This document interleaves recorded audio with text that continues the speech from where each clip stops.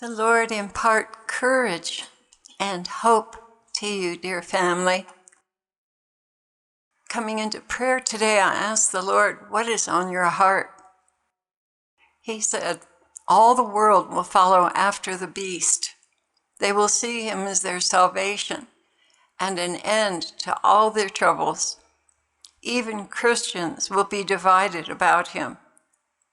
Those who follow the prosperity gospel will love him. The apostate pastors have made the way clear for them to follow.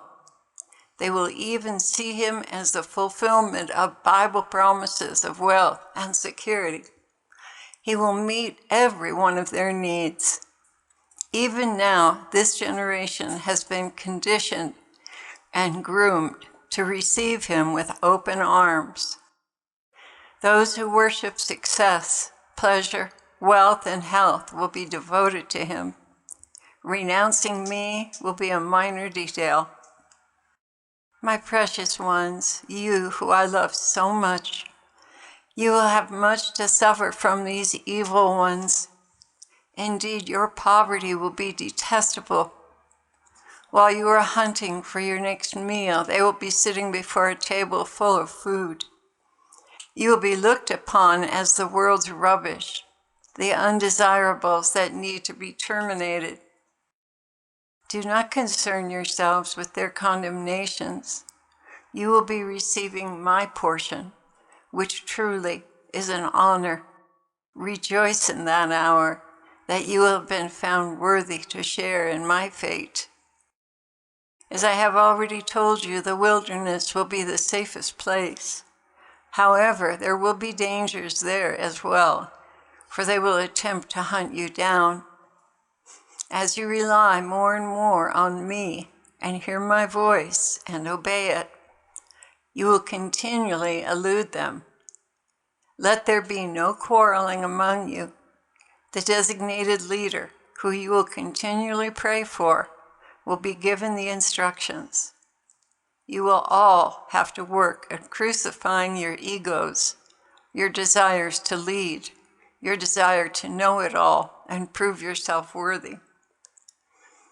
You will know a true leader because I will time and time again confirm his or her capacity to lead by the victories you will have when they are in charge. I want to say something about that. Here on the refuge, when we first started, we had far more competent people here than me, far more competent. And I just felt like a shadow, I felt like I was standing in their shadow. But every time I said something was going to happen a certain way, or said, let's do this because I think this is coming, it seemed kind of lame or out of line. But every time I did, it happened. And the Lord confirmed me as a leader over and over and over again, even though I just felt like a slug, really. So don't worry about how people look at you in the world and measure you according to man's standards. Cleave to the Lord and say what he tells you to say, do what he tells you to do, and he will prove you to be the leader by the justice that comes. Going back to the Lord now. My dear, dear ones, do not be afraid to die. That day you will be with me in paradise. You will be much happier when your physical body is dead. There will be no more struggles to survive. You will glorify me in your death, and I will glorify you in heaven. You have so much to gain when you die for love of me. Please try to leave a touch of love for your executioner. Pardon and bless them. You will have many nights sitting around a small campfire when I will take you to heaven for previews of what awaits you. I will be with you to give constant encouragement, constant. You will become stronger and resolute, even more joyful than you ever imagined possible. It is an honor to die for me. Always keep that in the forefront of your minds. Now, he didn't tell me that everyone was going to die, but this is for the ones that he is going to allow to be taken.